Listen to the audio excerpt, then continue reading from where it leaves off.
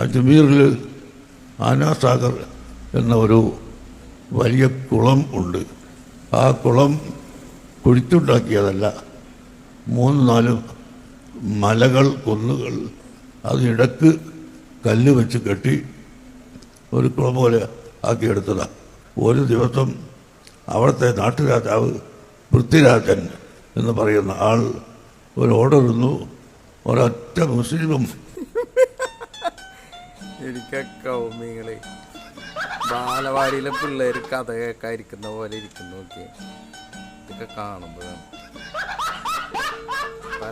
നമ്മൾ കുളത്തിൽ നിന്ന് ഇനിമേൽ വെള്ളം എടുക്കാൻ പാടില്ല, കുടിക്കാൻ പാടില്ല, കുളിക്കാൻ പാടില്ല.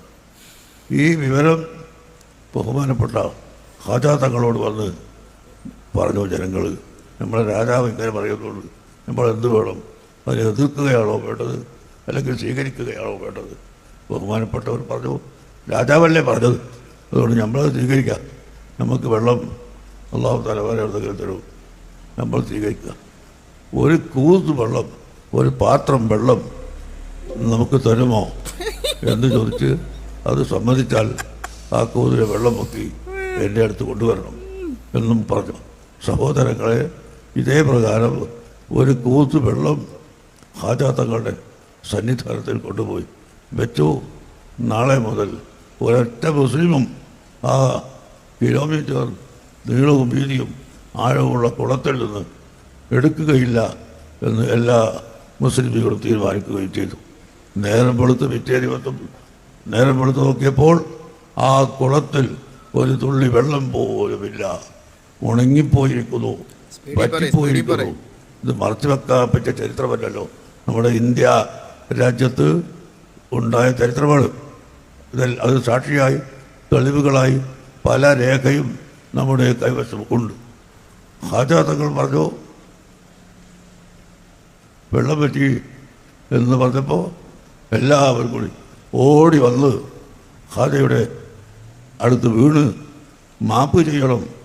ഇനി ഇന്നു മുതൽ മുസ്ലിമിനും അമുസ്ലിമിനും എല്ലാവർക്കും ഇതിൽ സമാവകാശമാണ് ഉള്ളത്, അതുകൊണ്ട് വെള്ളം ഞങ്ങൾക്ക് മടക്കിത്തരണം എന്ന് പറഞ്ഞപ്പോൾ ഈ ഒരു കൂത്ത് വെള്ളം, പാത്രം വെള്ളം അവിടെ കൊണ്ടുപോയി ഒഴിച്ചു.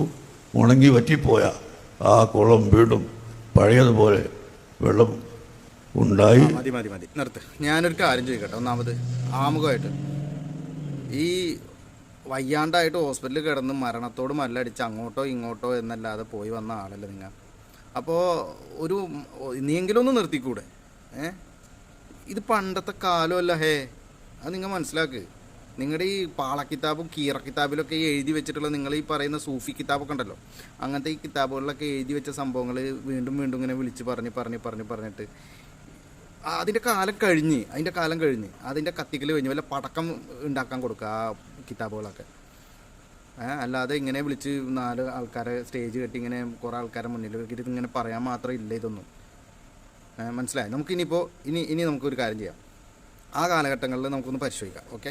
അപ്പോൾ സുഹൃത്തുക്കളെ, ഇങ്ങേര് പറഞ്ഞ ഈ ഖാജ മുഈനുദ്ദീൻ ചിശ്തി എന്ന് പറയുന്ന ഒരു പണ്ഡിതനുണ്ടല്ലോ, ഇയാൾ ജീവിച്ചിരുന്നത് 1142 to 1236 എന്ന് വെച്ച് കഴിഞ്ഞാൽ ഒരു 94 വയസ്സോളം ഇദ്ദേഹം ജീവിച്ചിരുന്നു.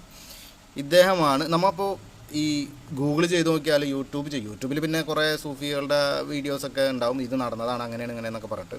അത് വിട്, ഗൂഗിൾ ചെയ്ത് നോക്കിക്കോ, ChatGPT നോക്കിക്കോ, ജെമിനി നോക്കിക്കോ, എവിടെ വെച്ച് നമ്മൾ സെർച്ച് ചെയ്ത് വെച്ച് കഴിഞ്ഞാൽ ചരിത്രപരമായിട്ട് ഇങ്ങനെ ഒരു സംഭവം നടന്നിട്ടില്ല.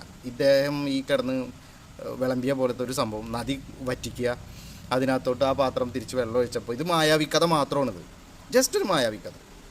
മനസ്സിലായിട്ടുണ്ട്? എന്നാൽ ചരിത്രത്തിൽ ആ കാലയളവിൽ നമുക്ക് സെർച്ച് ചെയ്താൽ കിട്ടുമെന്ത്, ഇദ്ദേഹം ആ കാലയളവിൽ സൂഫിസം ഒരുപാട് വളർത്തിയിരുന്നു ഇന്ത്യയിൽ എന്നുള്ളത് നമുക്ക് അറിയാൻ പറ്റും. ഓക്കെ. ഒരുപാട് പച്ച പിടിച്ച് നമ്മുടെ ഇന്ത്യയിൽ സൂഫിസം ഒരുപാട് വേര് പിടിപ്പിച്ചതിൻ്റെ നല്ല പങ്ക് വഹിച്ചിട്ടുണ്ട് ഖാജ മുഈനുദ്ദീൻ ചിശ്തി. ഓക്കെ. പിന്നെ ചരിത്രപരമായിട്ട് കുറേ സംഭവങ്ങൾ ആ കാലഘട്ടങ്ങളിൽ നടന്നിട്ടുണ്ട്. അതിലിപ്പോൾ ഉദാഹരണമായിട്ട് നമുക്ക് മെയിനായിട്ടുള്ള ഒരു സംഭവം സെർച്ച് ചെയ്താൽ കിട്ടുകയെന്ന് വെച്ചാൽ, ഒന്ന് കുരിശ് യുദ്ധമാണ്.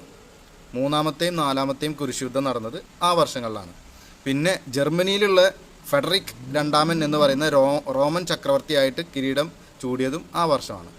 ആ കാലഘട്ടങ്ങളിലാണ്. അപ്പോൾ ഈ ജർമ്മനിയിലുള്ള സംഭവങ്ങളും മറ്റുമൊക്കെ നമുക്ക് കിട്ടുക എന്ന് പറയുമ്പോൾ എന്തുകൊണ്ട് നമ്മുടെ ഇന്ത്യയിൽ നടന്നിട്ടുള്ള ഈ ഒരു വലിയ സംഭവം എന്ന് വെച്ചാൽ ഒരു നദി തന്നെ അങ്ങ് വറ്റിച്ച് കളഞ്ഞേ, ഒരു ചെറിയ പാത്രം വെള്ളം കോരിയിട്ട് ആ നദി തന്നെ വറ്റിച്ചിട്ട് പിന്നെ ഒരു പാത്രം വെള്ളം വീണ്ടും കൊണ്ടുവന്ന് വെച്ചപ്പോൾ ആ നദി തന്നെ അങ്ങോട്ട് എൻ്റെ പൊന്നോ. ഇങ്ങേർക്ക് നേഴ്സറി ബാലവാടിയിൽ കൊണ്ടിരുത്താനായി ഇങ്ങേരെ. ആ പിള്ളേർ അവർക്ക് ക്ലാസ് എടുത്ത് അവർക്ക് ഇങ്ങനത്തെ കഥകളൊക്കെ പറഞ്ഞ് കൊടുക്കാൻ ഇങ്ങേർക്ക് ഇനി പറ്റും. ഇങ്ങേർക്കെന്നല്ല, ഇങ്ങനെ തലകെട്ട് കെട്ടിയിട്ട് മൈന്തന്മാർ എന്ത് കഥ പറഞ്ഞാലും അത് കേട്ടിരിക്കാൻ കുറേ കൗമ്യങ്ങളുണ്ട്. ഇവന്മാരൊക്കെ തലയിലുള്ള കളിമണ്ണ് നനയാതിരിക്കാൻ വേണ്ടിയിട്ടാണ് ആ തലകെട്ട് കെട്ടിയിരിക്കുന്നത്. സംഭവം അതായിരിക്കൂട്ടാ, അത്രയും കളിമണ്ണാണ്. എന്നിട്ട് കേട്ടിരിക്കുന്നു നോക്കി. അപ്പോൾ കഥകൾ ഇത്രയേ ഉള്ളൂ. അപ്പോൾ ഇത്രയൊക്കെ ഉള്ളൂ. ഇതൊക്കെ മായാവി കഥയാണ്.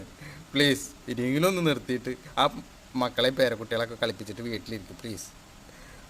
ഇങ്ങനെ ഈ ഒരു പറ്റം സമൂഹത്തിൻ്റെ മുന്നിൽ ഇങ്ങനെയുള്ള കഥകളൊന്നും ഇനി വിളമ്പല്ലേ പ്ലീസ്. ഇനിയെങ്കിലും നിർത്ത്. കൊല്ലം കുറേ ആയിപ്പോയി. അത്രേ ഉള്ളൂ.